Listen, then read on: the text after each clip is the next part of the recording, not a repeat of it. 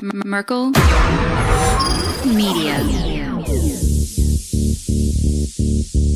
What does the goddamn line say, Tony? Please do not. Then what? I'll be arrested, put in airport jail? Well, you're going completely sideways, man. It's a big club, and you ain't in it. How dare you? Mr. Speaker, the President of the United States. I'm Chris Hansen with Dave on NBC. Jack Marius Tack-Theratrix. Hi, I'm Spartacus. Jackson, Sacramento, he, him. Steven Seagal. Sex offender guy. I'm Keith Morris. This is Mumbai, Gudafi. I'm Rick James, bitch. Sorting through the lies. The hijacker's passport was found blocks from the World Trade Center crash site, if you can believe that. We can. And uncovering the central. Cuba, having some food. Let's talk about Chinese people. Have you ever been in a Turkish prison? Swangles in Fort Lauderdale? I have sent 6 of my Libyan missiles. Hardware department. Nothing could be more fun than jumping off a cliff with 2 German bisexuals. Oh, you English are so superior, aren't you? Thank you, comrade. And now, macroaggressions. That's what assholes call it. With your host, Buddy, I don't know who you are, but you're about to get chlamydia. Charlie Robinson. Hey, Whitey, where's your hat? You want to drop the blame on Charlie and say it's all Charlie's fault. He was a retard. I get some goddamn diuretic.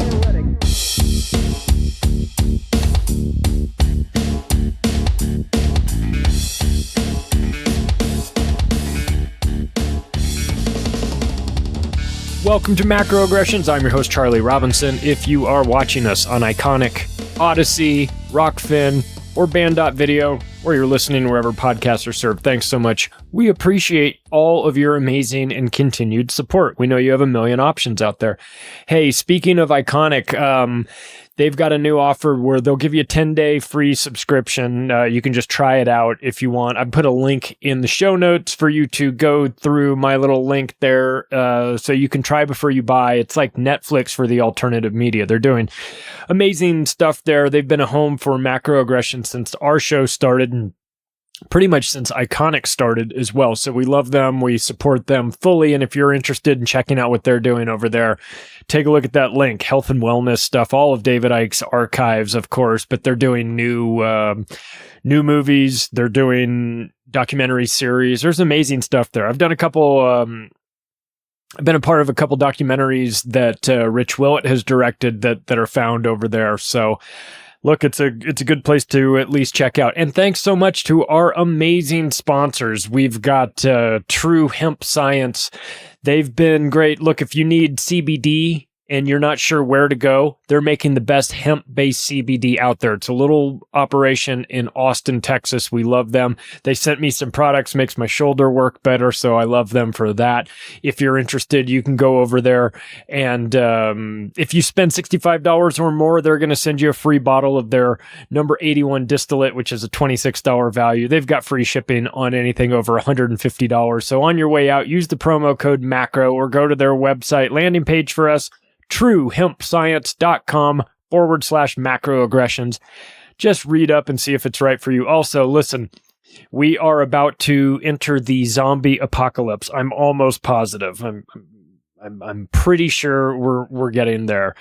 Based on what I've been seeing online, it doesn't look good. You might not want to go in empty-handed. You might want to think about getting yourself prepared in advance. And if you are so inclined, My Patriot Supply has designed a web page for us called Prepare with Macroaggressions, where you can go take a look at all the products that they have available. 4-week supply of food, 3-month supply of food. I've got several buckets of food from them. I am not messing around. I don't want to get into it with people when the shit hits the fan. I want to know that I have everything already taken care of well in advance. I don't want to be fighting zombies in aisle 4. So, and I'm sure you don't either. So let's be proactive. Let's think about this stuff. Let's take decisive action well in advance before supply chain issues hamper us, before the maniacs start to figure it out and they go to the grocery store and there's a food run. You don't want to deal with any of that. Go to preparewithmacroaggressions.com. See if there's anything that's right for you. At the very least, on your next couple trips to the grocery store, buy some extra food. Keep it stored someplace safe so that you've got it in case you're going to need it. Because I don't like to think that we're going to need it, but unfortunately, I believe that we are. It's that dire of a circumstance out there. And look, it's better to be a month or two early than a day or two late on this. So enough of that. Enough of that sad topic. Let's talk about something cheery, like the Clintons. Oh, it's funny because I haven't done a real takedown of the Clintons on this show really ever, I think. I mean, they are always a topic of discussion, but as far as like just focusing an entire episode on them, I haven't done it. Maybe because I don't want to end up dead. No, I'm just kidding. I don't think that I am a big enough fish to bother them, but I am only half joking because that they do have. And I know that the normies out there want to go, okay, that's a bridge too far. You guys have really gone overboard now. Now you're accusing the Clinton family of being bloodthirsty murderers. You guys need to stop. I'm going to say something in as simple terms as I can. If what you know about the Clinton family is what you saw on your nightly news, then you don't know anything about them. And you can be dismissive about a Clinton kill sheet, a kill list, if you choose to, because you're probably... But it's very real for the people that crossed them, that wound up with 2 bullets in the back of their head, and then their favorite coroner in Arkansas saying, well, it looks like suicide to me. I mean, how many of those things do you need to see? How many plane crashes do you need to see? How many people do you know in your life that have committed suicide? Do you know 35? Probably not. All kinds of people connected with the Clintons just up and shoot themselves all the time. Or blow up in planes, and then when they find their body, there's bullet holes in them. Like I said, you can be dismissive of the Clintons if you like. And you can call people conspiracy theorists for talking about this stuff if that's what you're into. But if you want to debate me about the Clintons and how dangerous they are, you will lose. Because there's plenty of evidence. It's literally everywhere. You don't have to be Whitney Webb, investigative journalist extraordinaire, to come to the conclusions that the Clinton family is involved with some high level. It's so obvious that it doesn't require a deep dive, but we're going to take one anyway. Because it's important to not be dismissive of who these people are, because they're still around. They're still hanging around. Hillary is trying to rebrand herself as, I guess, not a loser. I don't know. She's trying to rebrand as a expert, master. They're doing the master class. Could you imagine, like, how much do you hate your money if you spend Hillary Clinton masterclass? Like, take it and just give it to somebody instead. Take it and lighter fluid and light it on fire. It's better. That's more of, you get more for a bang for your buck doing that than paying money to hear Hillary Clinton give a masterclass on excelling.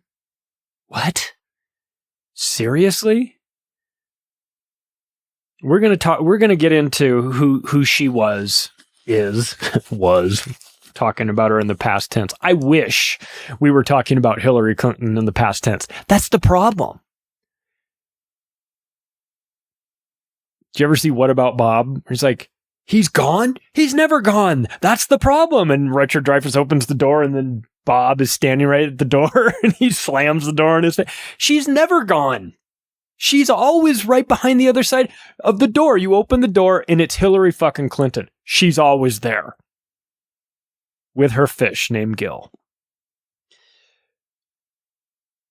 So, look, I mean, I wish this was What About Bob?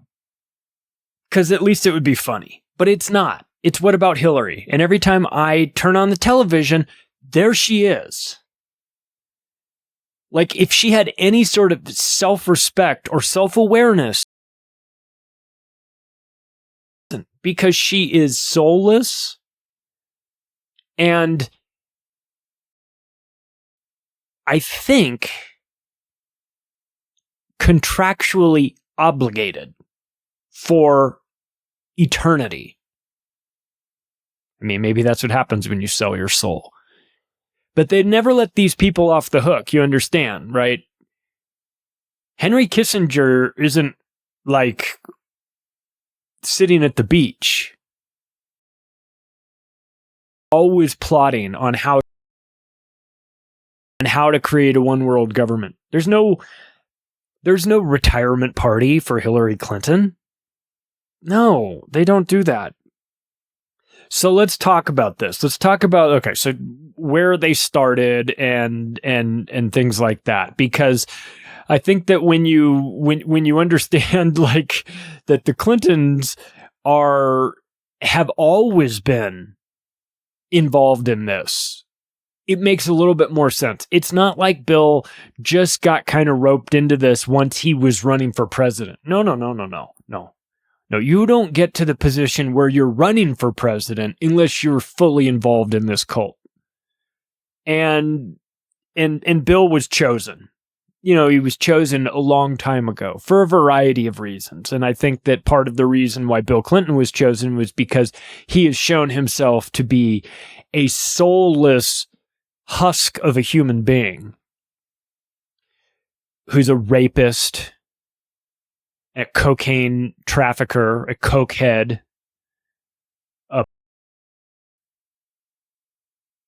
completely drawn to power, no conscience at all, an intelligent guy who became a Rhodes Scholar, you know, like Cecil Rhodes, Committee of 300 Cecil Rhodes, Committee of 300 Bill Clinton.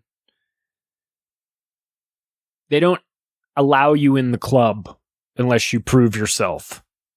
And the Clintons, say what you will about them, they've proved themselves. They are in.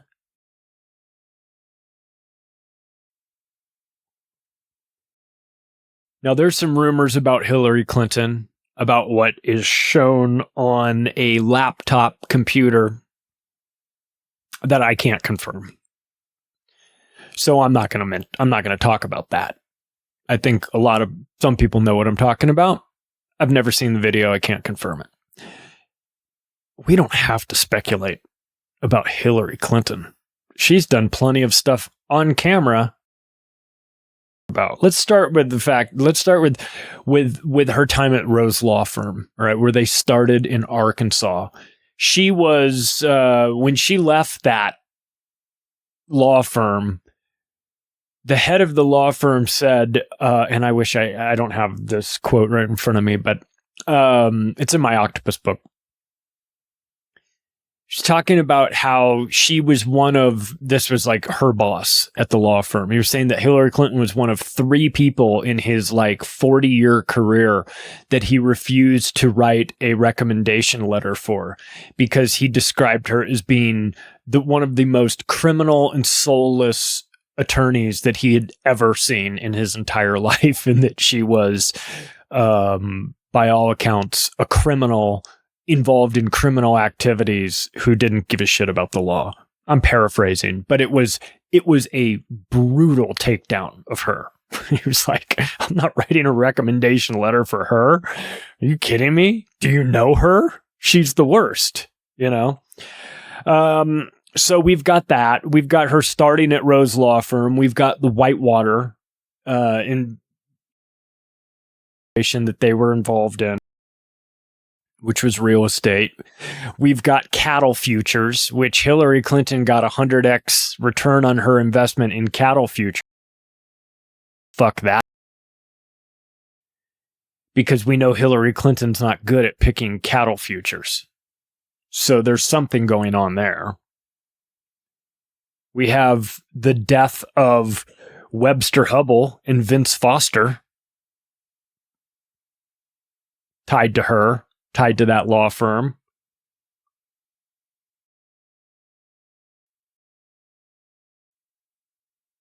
We've got Systematics,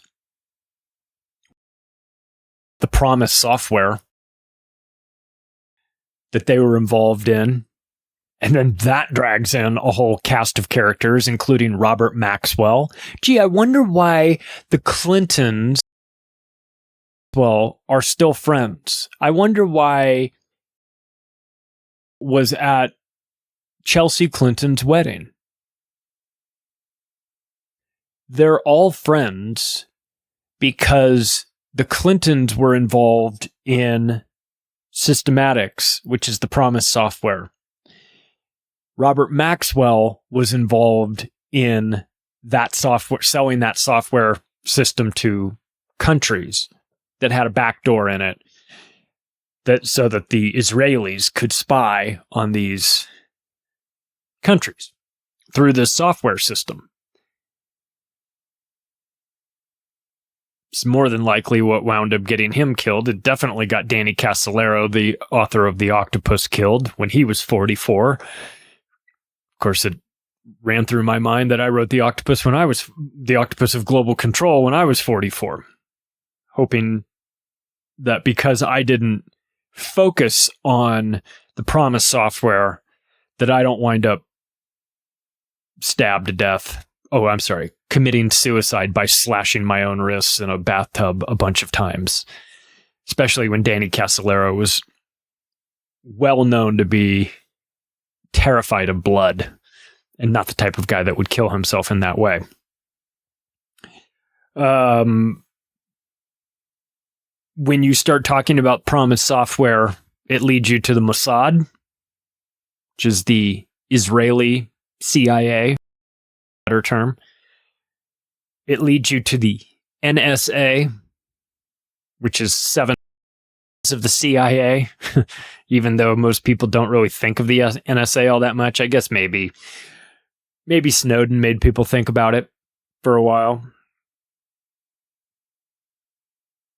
And of course, when you talk about Promise software, it leads you to BCCI, which is the Bank for Crooks and Criminals International. It's not the real name for it. That's the name that it was given when it was started by a joint venture between Pakistani gentlemen and the CIA to be used as an international bank for laundering everything, including the CIA's dirty money from the drug trade and other things that the CIA is into.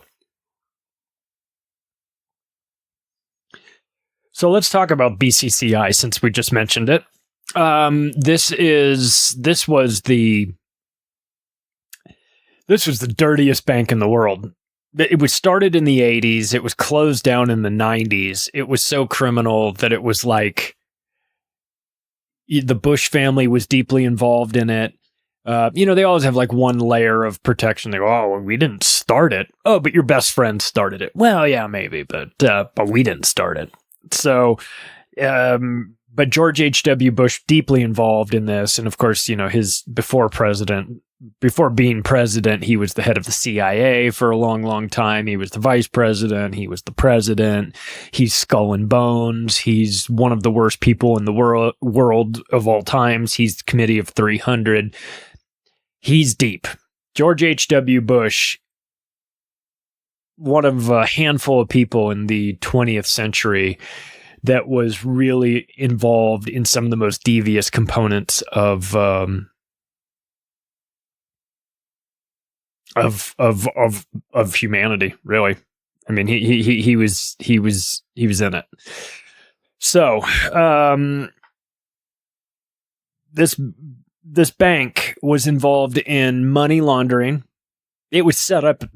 It was like set up specifically for money laundering. You and I were not going to set up like our personal checking account at BCCI. This was running out, it was an offshore bank running through multiple layers of secrecy. They were involved in narco financing. I mean, again, the Iran-Contra affair was deeply involved with BCCI, using this as the bank that they were laundering money from. Gun running all went through there. Terrorism financing, sex trafficking, all those things run through BCCI. It's the CIA's private bank. That's basically how it worked. Again, the CIA doesn't start it necessarily. They have these Pakistanis that are cut out, start the bank for them, and then of course they use it as much as they can. And when it all falls apart, they just pretend like they had nothing to do with it. But Bill Clinton was involved in, he had ties to this bank as well, and of course he would have ties to this bank because he was deeply involved with Iran-Contra. He was deeply involved in cocaine trafficking through Mena, Arkansas. He was deeply involved in the money laundering of the money that came from the cocaine trafficking through Mena, Arkansas. All of this stuff happened with the allowance of Bill Clinton. And not that Bill, if Bill Clinton had decided he wanted to put a stop to this, Bill Clinton would have been dead. So it's not like he had a choice. But they certainly did pick the right guy for the job. You want to talk, it's important to do what you love in life, right? Bill Clinton found the job for him. He really did. Do what you love. He loves cocaine. Absolutely couldn't get enough coke. Love cocaine. So be a cocaine trafficker. Of course. He loved sexually assaulting women. Become the governor of Arkansas. You can do that while you station police officers outside of the apartment complex to watch out for you while you rape Juanita Broderick and others. He is a rapist on top of all of this. And I'm not using the words alleged rapist either. There's plenty of women that have come forward talking about Bill Clinton raping them. It's not speculation. He's a rapist. But this is what the movie American Made was about. If you remember that was the Tom Cruise movie where he's playing Barry Seal, a pilot flying in drugs to Mena, Arkansas on behalf of the CIA. It gets you into that movie is called Made in America, but that gets you into Sean Atwood's work, writing about that, writing about the boys on the tracks, the kids that were murdered to cover up this drug operation. Real bad shit happening there. Again, all of this through Mena, Arkansas, with the management of the state police and Bill Clinton. None of this happens without him. This is a CIA partnership. This is where Bill Clinton became a made man. After he organized this and did what he was told, he was elevated. You see, it doesn't matter. And people might say, well, he and Bush were running against one another. They were enemies. No. They weren't enemies. They were running against each other. H.W. Bush was running for re-election in 92, and Bill Clinton was running for election in 92, and Ross Perot was running for election as well in 92, and he was the one talking about NAFTA and the giant sucking sound that you would hear, which was the sound of all the jobs in factories being sucked out of America by Mexico and others. And so the real enemy in this situation was Ross Perot. The Clintons and the Bushes were partners. They were business partners. They had been working for the better part of a decade as cocaine trafficking partners when Bush was running deeply involved with the CIA. He then became vice president in 80, technically 81, I guess, and oversaw the drug trade coming into America and its focal point where it was flowing in. Yes, there's obviously the Miami connection. Those are all the guys that were like the rogue dealers. I'm talking about government state-sanctioned drug dealing by the CIA. That happened through Mena, Arkansas, and Bill Clinton was the man that was running that operation. That happened all through the 80s when he was governor, and then as a reward for his outstanding service, he was then elevated to become one of the people that is selected for office. And in 1992, Bill Clinton beat George H.W. Bush and became the president. And again, that looks like a battle between the two of them. It's as much of a battle between the two of them as his son, George W. Bush, would later go into battle against John Kerry, both bonesmen from Yale. Are they really having a fight, or is this pro wrestling? It's pro wrestling. You know, they're really saying the things they're saying, much like they're really getting thrown around the ring. And they might really be hurting each other a little bit, but it's not to the extent that we're led to believe. And it's all choreographed, much like wrestling is. So you've got Clintons and Bushes partnering up with the Iran-Contra, which involves CIA partnership, Barry Seal, the Medellin cartel, Oliver North, plane loads of cocaine, and BCCI. So when you are one of the focal points of that, you can wind up dead like Barry Seal, or you can wind up president like Bill Clinton. It's up to you. We can say what we want about Bill, but he is a smart guy, and he does understand how to navigate this situation. Which is the reason why Bill Clinton is still alive and Barry Seal is not. But it also brings you into a new orbit. And if you looked at these operations as a Venn diagram, right, a circle with all these names in it, Clinton, CIA, Barry Seal, Medellin, Ollie North, BCCI, cocaine, all those things. And then you drew another circle next to it for a different topic. Jeffrey Epstein and that group. What you would find is that there would be overlap in this Venn diagram.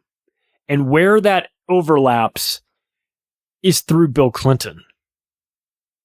And not just Bill Clinton, but an operation called Southern Air Transport. And this is where you start to get the Venn diagram intersection when you're talking about Mena, Arkansas, airplanes, cocaine, and the CIA.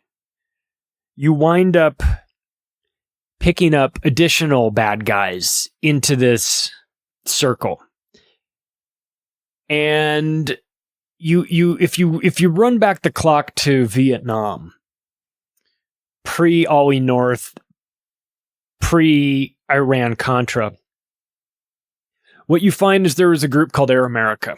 They made a movie about Air America, too. And Air America was flying things in and out of Vietnam.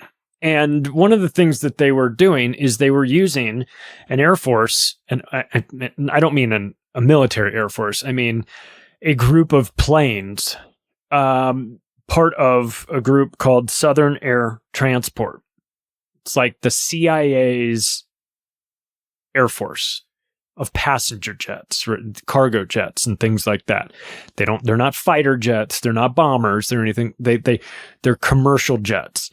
Now, the thing about what Southern Air Transport was doing in Vietnam was that they were flying out cocaine in these airplanes. They were trafficking cocaine. They were flying them out in a variety of different ways. Some ways they were packed into the bodies of American service members that were coming home from Vietnam. If you can think about how absolutely reprehensible and disgusting that is, that's a tactic that they were using. But the CIA was also just flying it out in these planes. And one of the components of these planes that are very unique and unusual is that the planes are 727s. 727s have rear deploying staircases that come out of the butt of the airplane. Not just like, we've talked about this before, not just when you bring up, like, if you park a plane at, say, a less modern airplane or airport, and it doesn't connect to the jet bridge that connects you to inside the airport itself. Sometimes they have these rolling staircases that just are pushed up or driven up to the front of the airplane. You go up those stairs, you get into the plane, and when you come off the plane, you come down, and then you're on the tarmac, and then they guide you in, walk you into the airport that way. That's how it is at a lot of airports. If you've been to big modern airports, it's not like that. But if you've been to smaller regional or rural ones, that's how it is a lot of times. Now, on these airplanes, these 727s, they had their own staircase in the back that would fold down. So you could go out of the front or you could go out of the back of the airplane. Just sort of an unusual feature. But what's interesting about that is that the rear staircase could be deployed during flight. And it could be deployed as long as you were below 10,000 feet. If you were, it wouldn't depressurize the entire cabin. I'm not sure about all of the physics behind it. I just know that that's the way the planes are designed. So what it means is that these planes can be used to throw things out of in flight. You can throw boxes of cocaine. You can throw boxes of weapons. You can throw people out. Now, 727s are old airplanes. They're mostly 50 years old, but there is a common thread between all of these not all of them, but there's a common thread, and that is that guys like Jeffrey Epstein had a 727. Jean-Luc Brunel did not. I'm sorry, Peter Nygaard had a 727, and also Donald Trump had one too. I'm not suggesting Donald Trump was throwing things out of his, but he had one. And considering these are rich guys that can buy Gulfstreams that are $30 to $65 million a pop, and these 727s are bigger and more affordable, I don't know. It doesn't seem like these guys were price sensitive. Why did they want these old airplanes? Well, they wanted them for a reason, and Southern Air Transport was deeply involved in this. In Air America. So they use these airplanes. Then as we get into the 80s, Southern Air Transport is still operational, even though people no, it's a CIA front company. But then it gets bought. It gets bought and relocated to Columbus, Ohio. And who buys it? Les Wexner buys it. So now you've got Les Wexner involved in the CIA's cargo trafficking plane operation. It relocates it from Miami or South Florida. I don't know if it was exactly Miami, but it was South Florida. It moves it to Columbus, Ohio. Now, Les Wexner, owner of Limited Brands, and he picks up the route from Hong Kong to Columbus. To be fair, nothing necessarily nefarious there. He's in the clothing importation business. They're coming from Asia. That makes sense.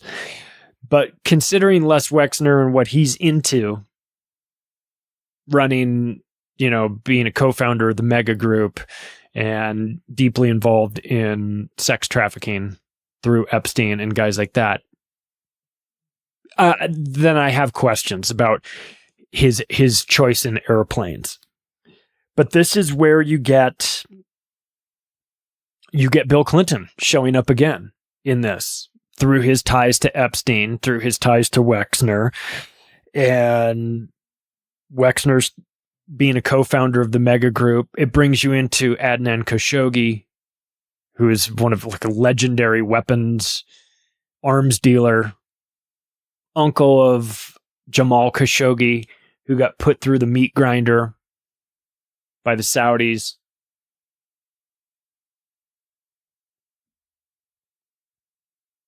Again, Bill Clinton shows up in this all the time. Then we've got Jeffrey Epstein and the 26 times that Clinton wound up on his flight. So that's not normal, okay? You're not supposed to be showing up on the flight logs of a really well-known, maybe even the best-known child predator trafficker unless you're involved in some bad stuff yourself. 26, one time? Maybe. One time you missed your flight, you couldn't get, whatever. I mean, maybe one time I might be willing to, there'd have to be a great explanation for it. But I'd be willing to listen if it was one time and you had a great explanation. If you've been on Jeffrey Epstein's flight 26 times, I'm not interested in your explanation. I know what you're doing. Ditching Secret Service to get on that airplane doesn't exactly help your cause either. I'm just saying.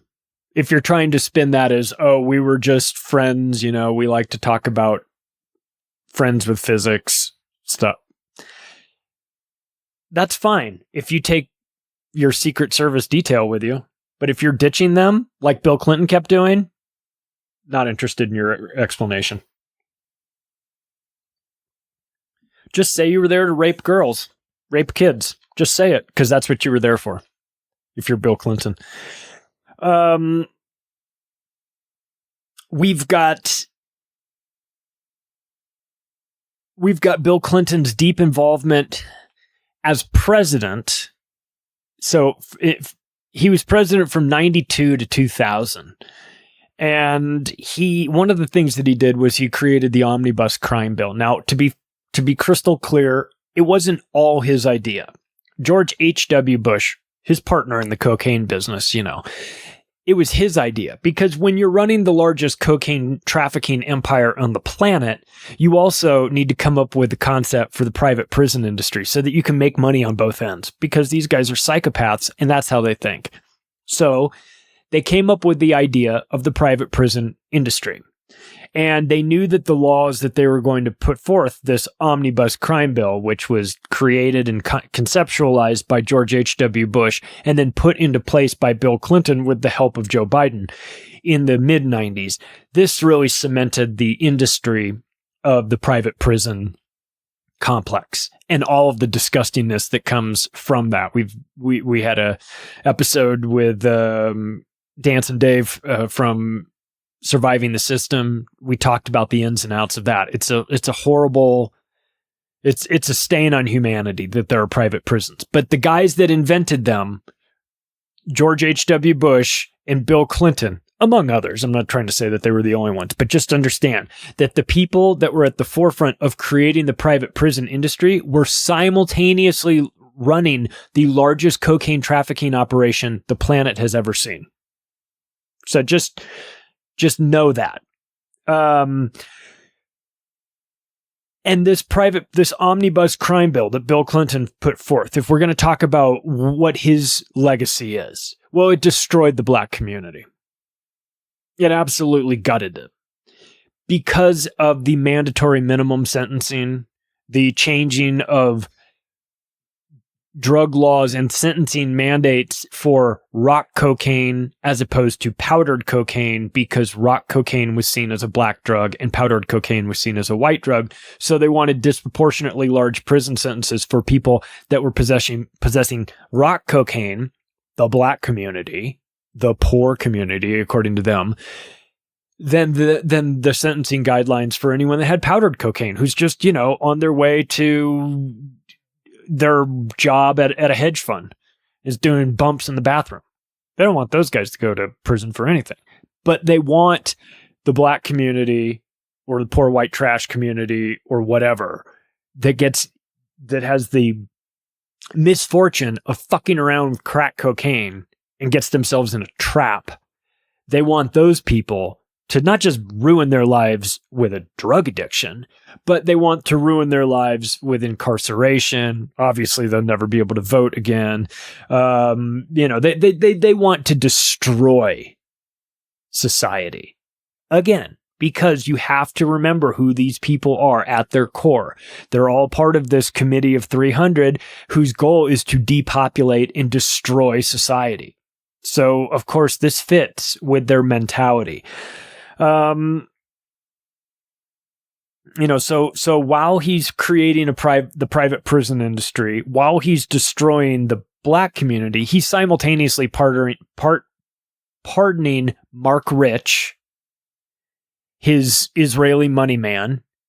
He's pardoning Susan Rosenberg. You know her? She's the head of finance for BLM. She was rotting away in a prison cell doing 60 years for setting off bombs at federal buildings. Bill Clinton pardoned her on his way out of office. So he cares so much about law and order that he created the private prison industry with his psychopaths and friends in law firms and Wall Street and venture capital firms where they've got all the money to finance all this. He's got all those guys in a position because he cares about justice while he's letting out Israeli grifters and convicted terrorists who then later go to be the number 3 person in charge at Black Lives Matter. So Bill Clinton's on top of all of the horrible shit that you can say about him, which is true. He's also a gigantic hypocrite. Not that that matters. I mean, it's like the least of his crimes, but a crime nonetheless. A stain on his character nonetheless. But, and don't forget, he pardoned his brother Roger on his way out of the White House too. But that happens. I met Roger Clinton. When I bartended right out of college, and Roger Clinton came in and sat at the bar. He was the only guy in the bar. I was in this bar like on a Wednesday night working, and there was nobody there except me and Roger Clinton. We watched an entire basketball game. He was nice. He wasn't trying to put me in a private prison, but I didn't have any issue with him. I knew he liked to party. I was like, hey, you want to... No, I'm just kidding. So the Clintons have, they've partnered with this. This is a tough one because, it takes a certain kind of person to just to steal massive amounts of money and things like that. But you can kind of justify it if it's like, okay, well, I'm gonna, it's Bank of America and I'm running some scam where I'm stealing money from Bank of America. And you're like, Bank of America's got plenty of money and they're a evil globalist banking operation. And it's wrong for me to steal money, but I'm stealing it from bad people. So I can kind of justify it, right? I'm not saying you should do that or that will hold up in a court of law, but I'm just saying I can understand someone's mentality who's like, well, I'm going to steal from the worst corporations out there that have got all this money because fuck them. All right, I get that. Now, think about what the Clintons have done and the Clinton Foundation in their partnership with the United Nations. And we know about the United Nations. They have done the exact opposite of what I suggested. They have stolen from the poorest people in the world. And of course, I'm talking about the population of Haiti. In the aftermath of the earthquake, that there are big questions about the origins of that earthquake, but I'm not going to get into that because I don't have the details of it. I just know that there's a lot of questions about whether or not that earthquake was as organic as it's led to believe. And before you get dismissive about that, just know that they have that technology. So it's not a matter of if that technology exists. The question is, did they use it on Haiti? I don't know. I just know that there's speculation that it was. But regardless of whether it was a natural event or an unnatural event, You never let a good crisis go to waste. Who said that? Oh, yeah, that was Rahm Emanuel, Obama's psychotic chief of staff. And the Clintons, of course, take that sort of philosophy to heart. They never let a good crisis go to waste, which is the reason why they partnered with the United Nations and used their global enslavement vehicle, the Clinton Foundation, to become the tip of the spear in raising money for Haiti. They raised billions of dollars. I think the number that I saw was somewhere over $8 billion was raised for Haiti. Where did it go? Didn't go to Haiti. I think one of the projects I saw said that they were building the plans were for thousands of these structures that they were building, and they were like, how's it going? And they're like, well, we've got 8 of them done. And it's like, it's been 8 years. You guys might want to hire, I've worked for some builders. You can bring them in. They'll knock out 30 a month. And if you've got billions of dollars, something tells me they could do even more if they needed to. But whatever the numbers are coming back from Haiti, as far as what this money has done, it's not good. A lot of that money has just gone missing. You know what else went missing in Haiti? Under the control of the Clinton Foundation? 33 children. And yes, the number was 33. For those of you with ties to Freemasonry. I don't know if that number was... I don't know if it was chosen because it was 33. I just know that that's the number. They just up and vanished. Orphans, orphans from the Haitian earthquake and everything. They vanished. But they caught the person that took them. They caught her. Her name was Laura Silsby. And they put her in jail. And they said, where are you going with these children? She says, I'm taking them. They're orphans. And they said, no, they're not. Their families have been looking for them. Why did you take them? And she said, I'm part of an international rescue campaign, and we were taking them because they were orphans. Now, she sat in a prison cell for, I think, 6 months. You want to know who her call was? Who she made the phone call to get her out of this situation where she was caught with 33 kids that didn't belong to her in a foreign country? She called Bill Clinton. And Bill Clinton got her out. I don't know what he did. I don't know what he said. I don't know what he promised or what was given. I don't know the details. I just know that Laura Silsby got out of a Haitian prison because of Bill Clinton. And she was taking trafficked children out of Haiti. I'll tell you, man, if I were Bill Clinton, I'd be like, Laura who? But he didn't do that. He got on a plane, went there, and he got her ass out. You know why? Because it was very important that she get out of prison and they not find out what was going on.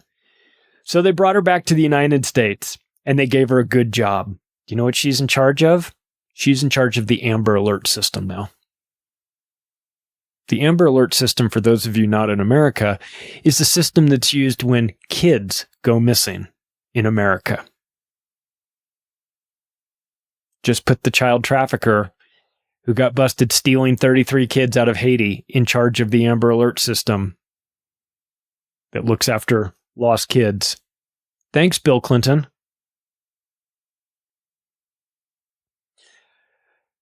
So, again, I'm not saying Bill Clinton was trying to remove 33 kids from Haiti. I'm just saying that the Clinton Foundation was the point man on that operation.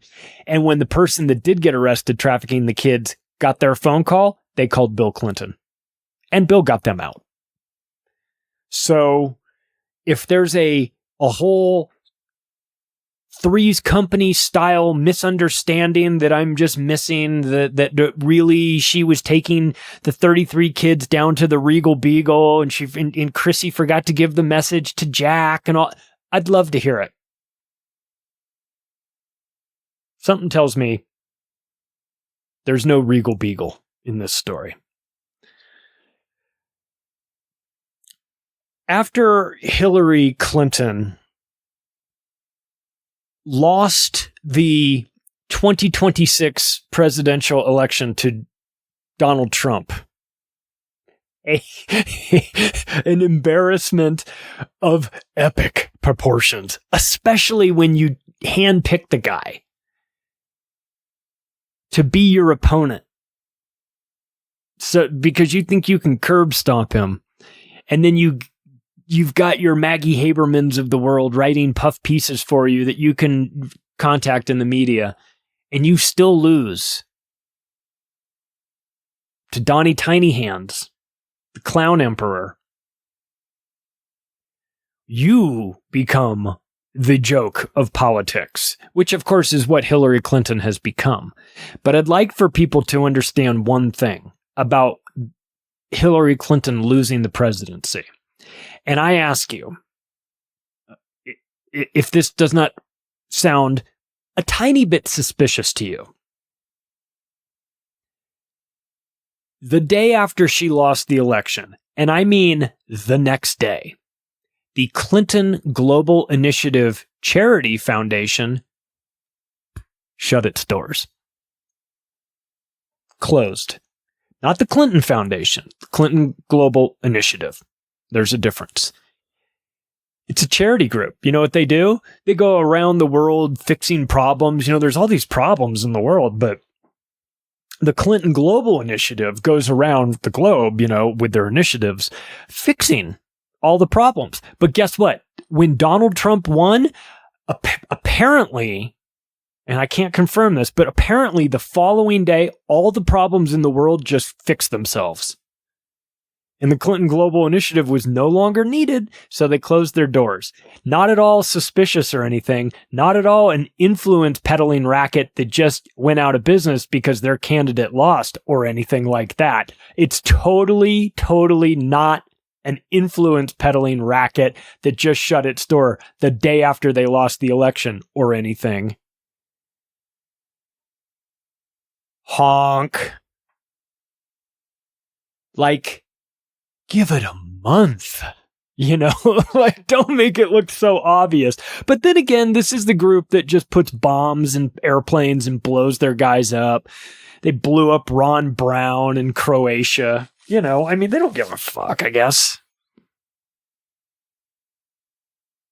You don't know about the Ron Brown thing? Ron Brown, Clinton's Secretary of Commerce under Bill Clinton, was out running an extortion racket for Bill Clinton, a shakedown operation. Nice country you have here. It'd be a shame if something happened to it. You should consider giving to the Clinton Foundation. You know, he's their international bagman. That's who Ron Brown was. Past tense, Ron Brown. You know, it's donate to the Clintons or something bad might happen. Nice flower shop you have here. It'd be a shame if someone burned it down. You know how this stuff works, right? It doesn't necessarily have to be laid out in a contract or anything like that. But that's how this stuff works. But Ron Brown had a bad feeling about working for the Clintons because he knew what happened. He knew what happened to a lot of those guys that got close to him. They wound up, you know, going to take the trash out and then shooting themselves in the head twice. You know, those sorts of things. Well, Ron Brown's plane they manipulated the electronics in it and sent that plane. They messed with the beacons of where the airports were, and they put a beacon where it shouldn't be, on the side of a mountain. Ron Brown's plane flew into that mountain, killed everybody on it. When they went and when they did the autopsy on Ron Brown, he had a bullet hole in his head already. I'm sure that was just an accident. Oh, all the witnesses that saw the plane, and they wound up dead too. But again, just a coincidence. So, so we've got the Clinton Global Initiative shutting down literally the day after Hillary loses the election. But what about the other stuff that I mentioned? Mark Rich. Mark Rich he ran a company called Glencore, which is a mining giant, Israeli controlled mining giant, working with dictators. You know, if there's some country that like the United States slaps sanctions on and says nobody can work with them, Glencore will go work with them. They don't give a fuck. And BCCI lent Glencore tens of millions of dollars back in the 80s, you know. And Mark Rich has ties to the mega group and, you know, stuff like that. And if you remember, you might not remember Mark Rich's name. Do you remember Denise Rich? That was his wife, Denise Rich. She was helping with the Clinton Library. You remember that? Denise Rich, Clinton Library. Yeah, I mean, they were donating money like crazy to the Clinton Library. And then what do you know? Her husband gets let out of prison. And of course, he has massive ties to Israeli intelligence and the like, ties to Epstein. You know, it's that big club thing. It's got dubious Chinese partnerships, all that stuff.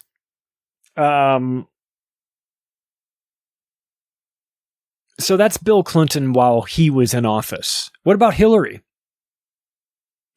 What did Hillary do when she was Secretary of State? Well, when talking about Julian Assange, she asked, can't we just drone this guy? That to me is, I don't know. I'm not a lawyer, but it sounds to me like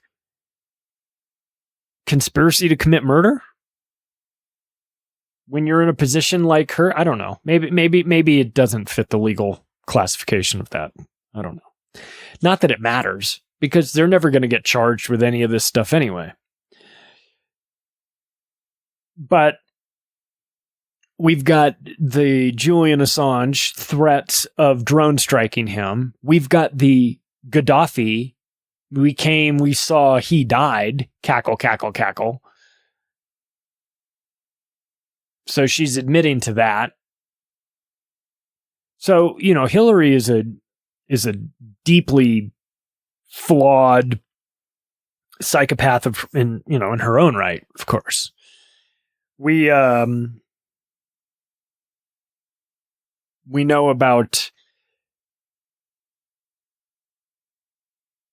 I forgot to mention this when talking about the Clinton Global Initiative, the organization that Hillary shut down the day after the election.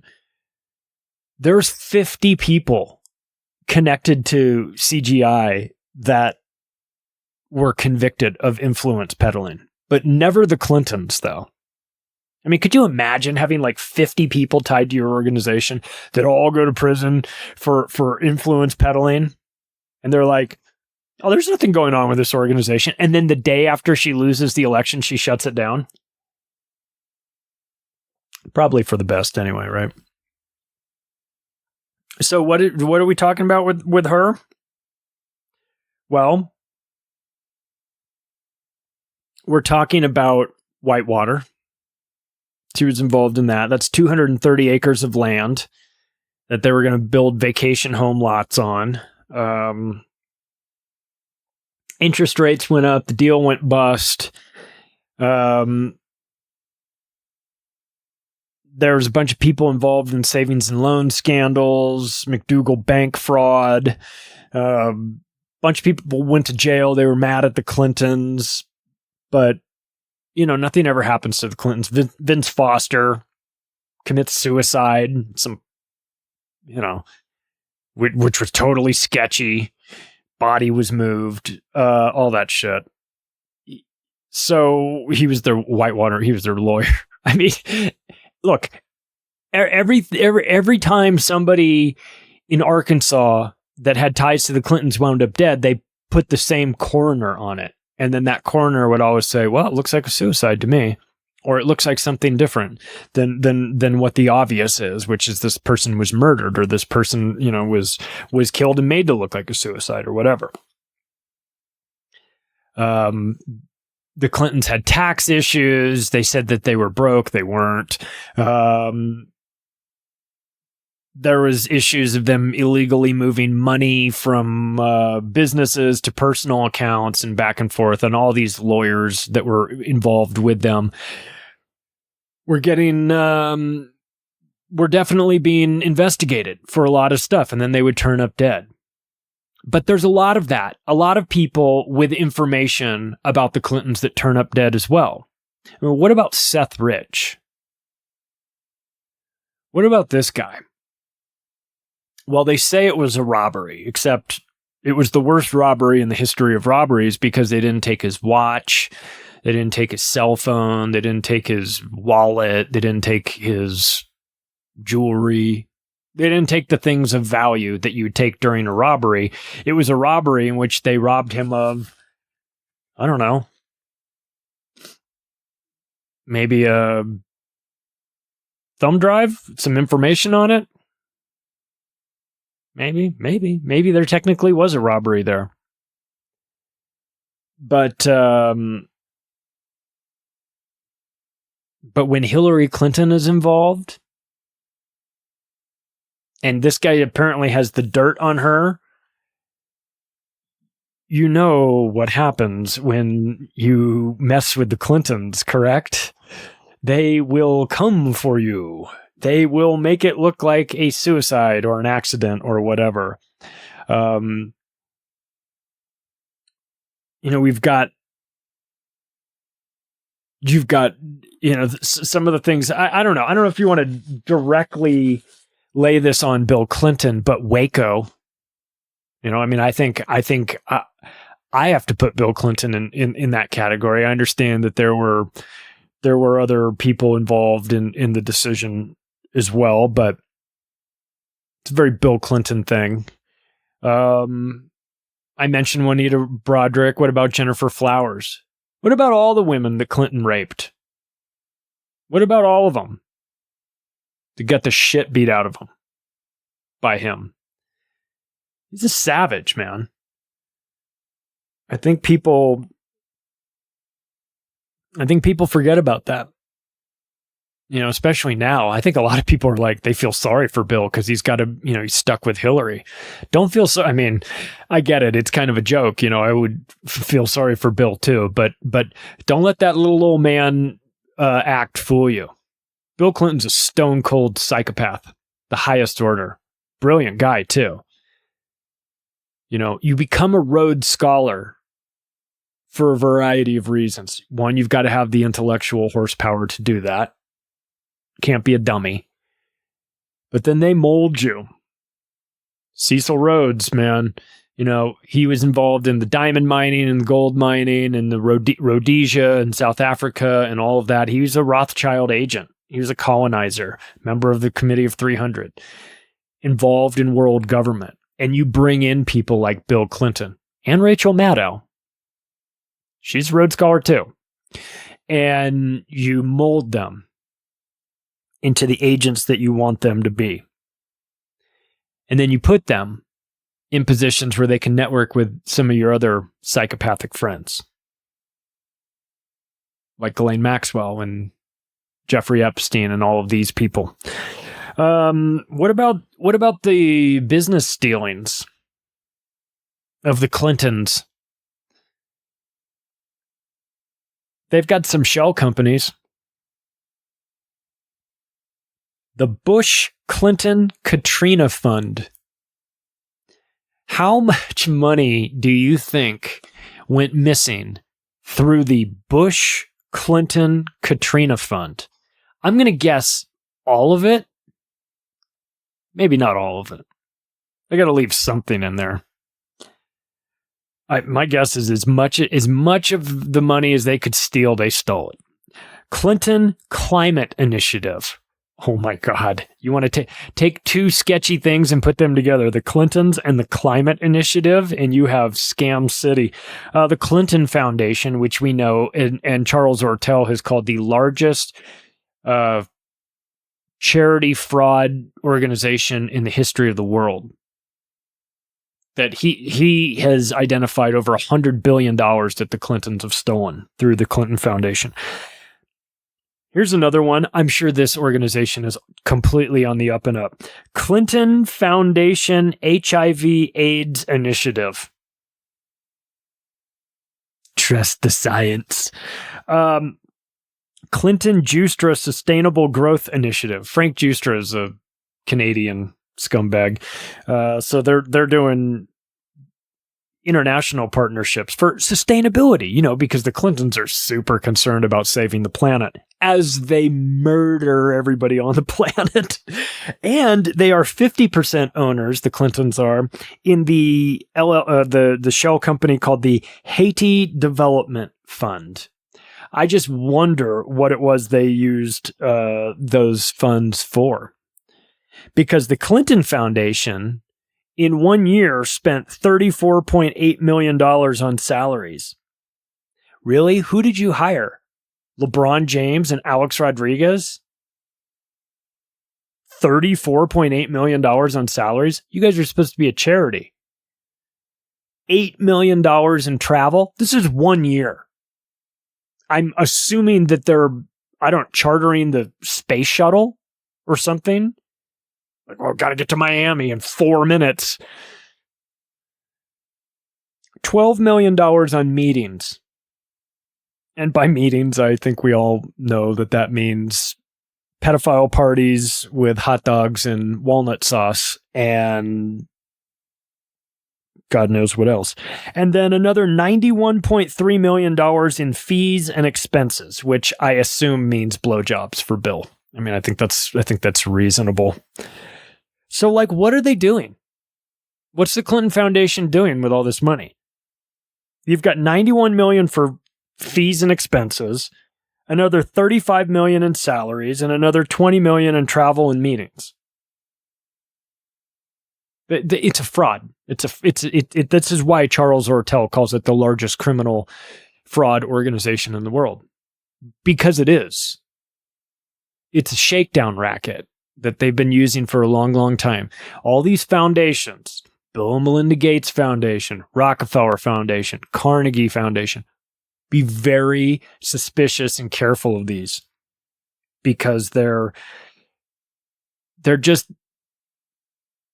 investment vehicles that shields them from a tremendous amount of liability exposure and things like that.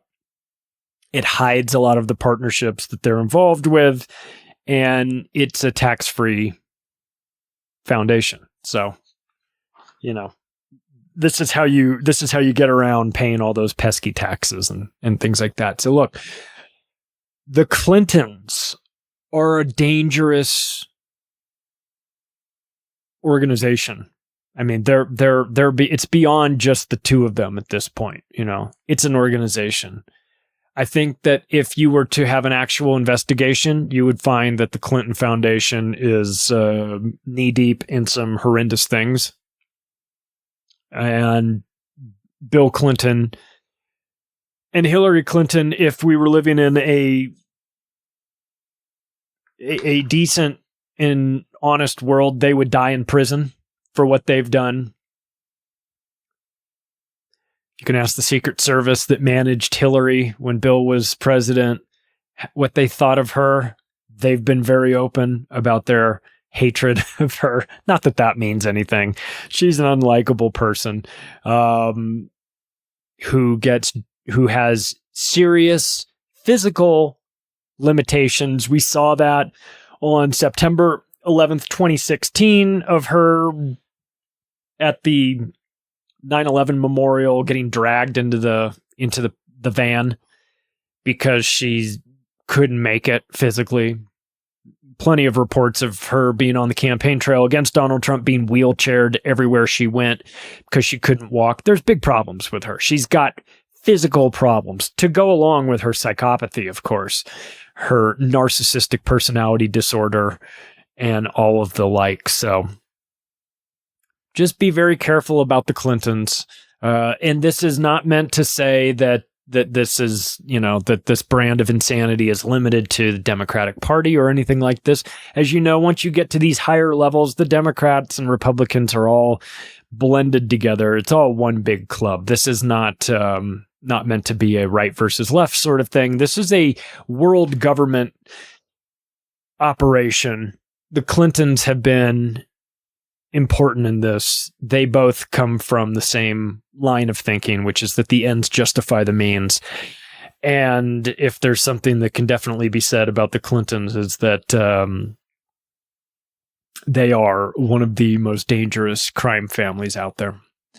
Hey, if you like this episode, you can share it with your friends and family. I've got 3 books that are out. You can find those at Amazon, also available on my website, theoctopusofglobalcontrol.com. You can follow me on Twitter at macroaggressions, and I will talk to you all soon.